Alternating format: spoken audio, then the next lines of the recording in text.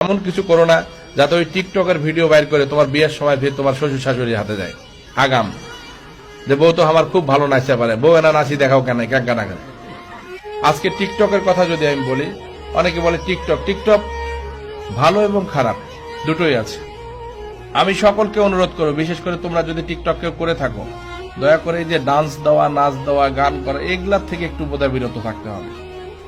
কারণ একটা সময় রাজা বাদশাদের টাকা ছিল, জমিদারের টাকা ছিল, গরিব মানুষের মেয়েকে নিয়ে এসে রাজমহলে কিন্তু উনি শুয়ে থেকে সুরা পান করতেন, আর গরিব মানুষের মেয়ে কিন্তু নাচ গানা করত। প্রত্যেকটা জিনিসের অপোজিট রিয়াকশন আছে। আমার কাছে কেন জানি মনে হয় যে টিকটকের মাধ্যম আল্লাহ এই কারণে মানুষের মাথায় দিয়েছে যে বড় লোকের এখন সন্তানেরা, সুন্দর সুন্দর মেয়েরা নাচ গান করবে, গরিব ধনী সবাই দেখতেছে এখন।